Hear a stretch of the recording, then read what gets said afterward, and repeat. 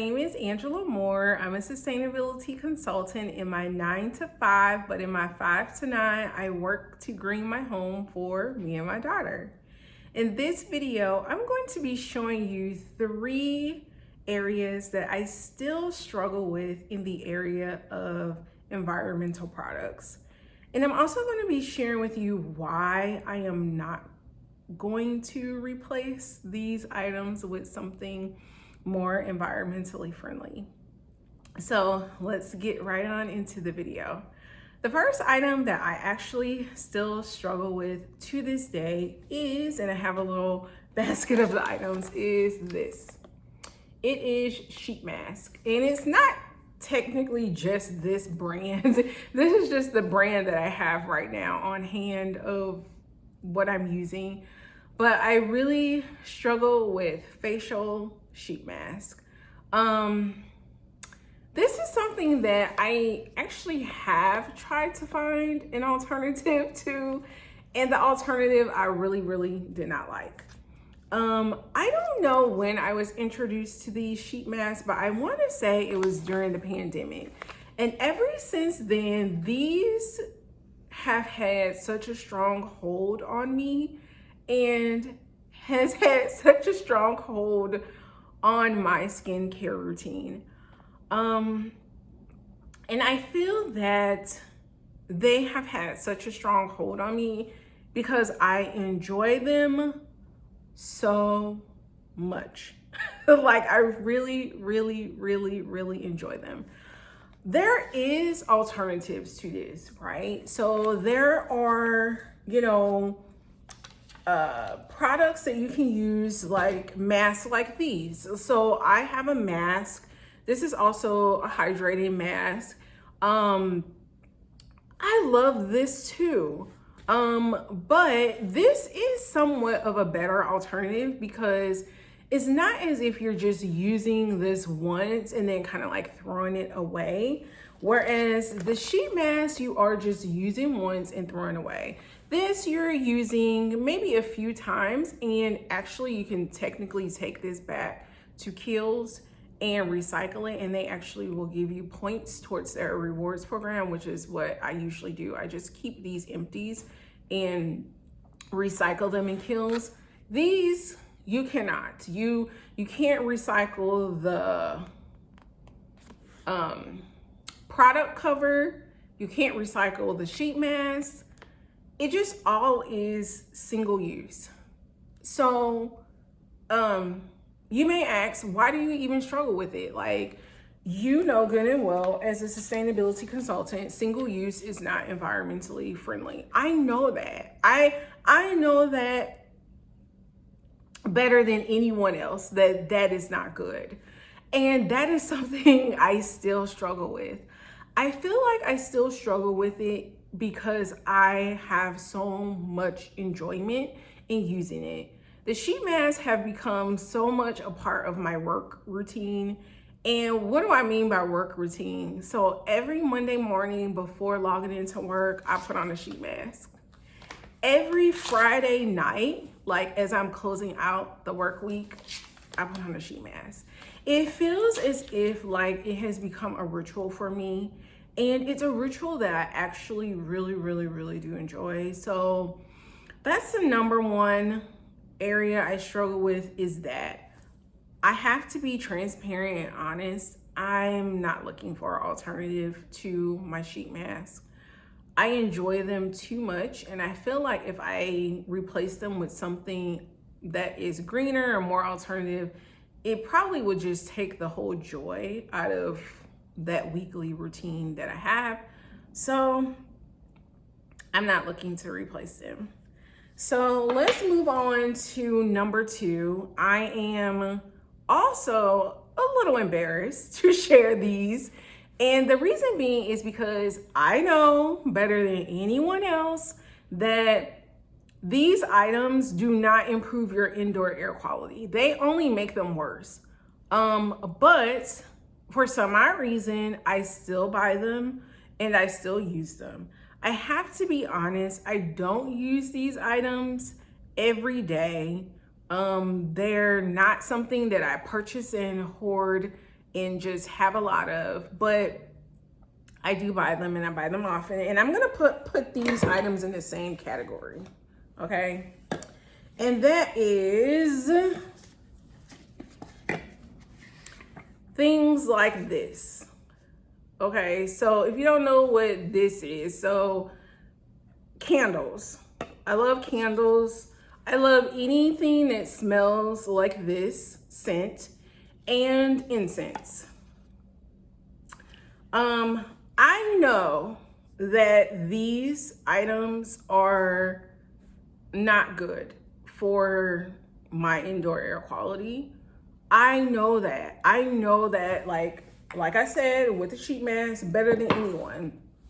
And especially the incense. Like, these really aren't good for your indoor air quality.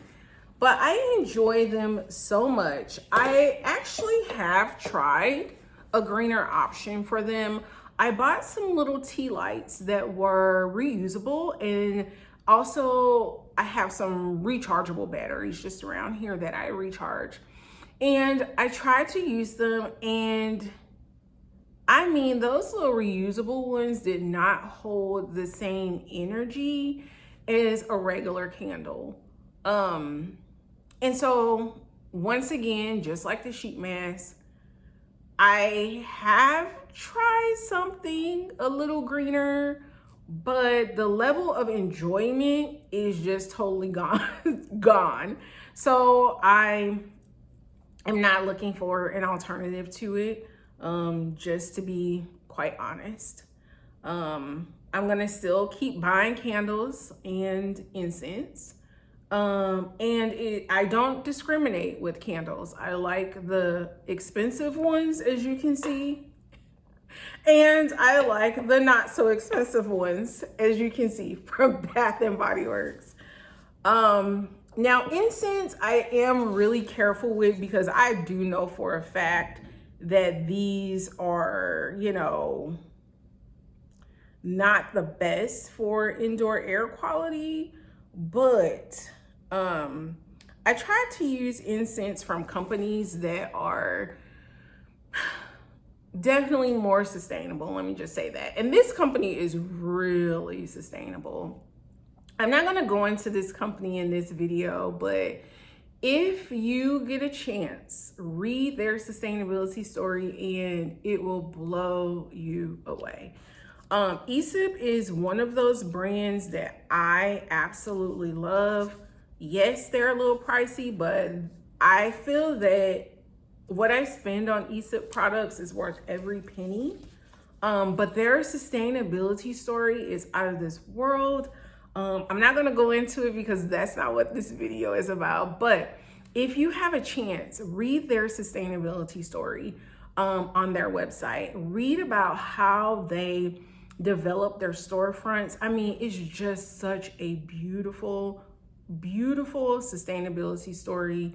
I have been following them for many, many years, and I have been following their products, packaging, like their sourcing of their products for so many years, and I love them. I really, really like them. But I'm rambling. Let's move on to my third struggle that I have. This is something I am not embarrassed to show, because this is something that has been a part of my life since high school. Planners. I absolutely love paper planners. I love them, like really, really, really, really love them. I just don't love one paper planner. I have a lot of paper planners, like a lot of planners, a lot. Now, it is a hobby of mine, and I have to be honest, I do use them. I don't use them all at the same time. I say that I probably use these three on a daily basis. So I use these three on a daily basis. This planner is just like a regular everyday planner for me. I bought it secondhand. It was a vintage old planner that I have been using for quite a while now. And the same with this. These are some travel journals that I have been using. I really like them because you can keep reusing like the leather part of the planner. You just put a new paper insert. As you can see, I've been using these for so long. I've had these for 12 years. I use this one for short travel trips to journal with, and then I use this one for long travel trips to journal with. And those are my 3 everyday ones, but these are kind of just, I wouldn't say extras. And the reason why I wouldn't call these extras is because I actually really do use these. Like, I really do use them. They are a lot, but I actually really do use them. If you are in a planner community, you already know, like, this is nothing in a planner community. I know people who have tons and tons and tons of different planners in the planner community. But for me, as somewhat of a, for me, someone who does practice minimalism, that is a struggle for me. I know some other people, their struggle when they, practice minimalism, maybe shoes or jewelry or clothing or just other items. My struggle is not clothing, it's not shoes, it's not jewelry or handbags. It is planners. But I have to say with this, I do not continue to buy planners. I just continue to buy inserts and things that go along with the planner. I really made a mistake with buying too many planners. And I think that my last planner that I purchased really made me feel super, super, super guilty. And the reason why that is because the planner that I last purchased was very, very similar to a planner that I already have. So I'm going to show you. So I purchased a new one, and you can see it's still in a box after 5 years of me purchasing it. And I really do need to resell this one, but you're going to see why this is overconsumption for me. Doesn't this look familiar? Doesn't this look familiar? And you know why this looks familiar? It's because it is the vintage version of this. And this here is what you call overconsumption for me. And the reason why it's overconsumption for me and why I felt guilty in purchasing this newer Louis Vuitton planner is because I already had one that was similar, still working, still in great condition. And so the planners, yes, I do still struggle with, but that does not mean that I should overconsume with them. And I feel that this last purchase of this planner was me overconsume, like me over consuming. And that brings me to 2 lessons that I have learned in these areas that I struggle with.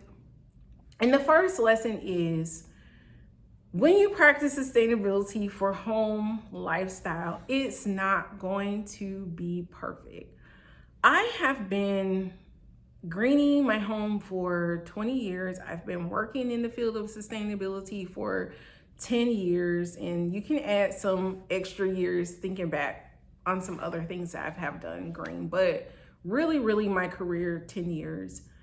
And I still struggle with things. And it's not going to be perfect. Don't kick yourself up over it. Just learn from your mistakes. And I feel like the purchase of me purchasing my last planner, that was me learning from my mistake. And my mistake was repurchasing something I already had, which then in turn is just overconsumption.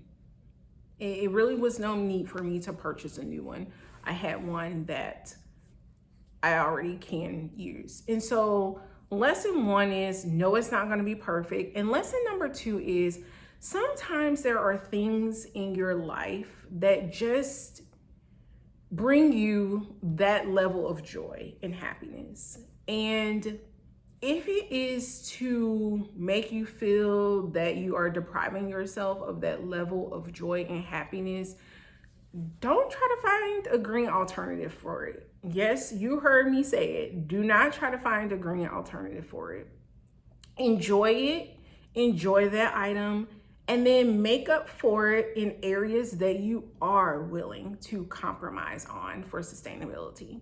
So for me, these are 3 areas I'm not willing to compromise on sustainability right now, maybe in the future.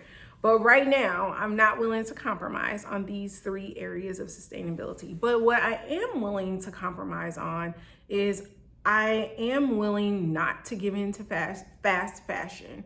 I don't need tons of pairs of shoes. I don't need a lot of handbags. I don't need a lot of jewelry. I can compromise in that area.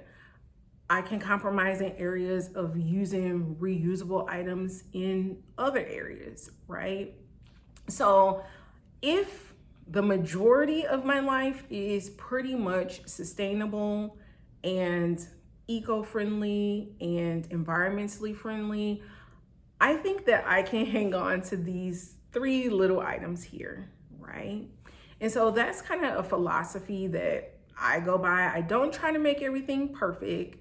And if I'm not willing to compromise on some areas, then definitely compromise on some areas that I am willing to sacrifice on. So I wanted to come on and share with you some of the struggles that I still have. And hopefully this video was helpful to you. It's just a reminder that living a sustainable life does not have to be perfect. Just make changes a little bit at a time, but still enjoy what you really, really want to enjoy. Thank you for watching today, and happy greening.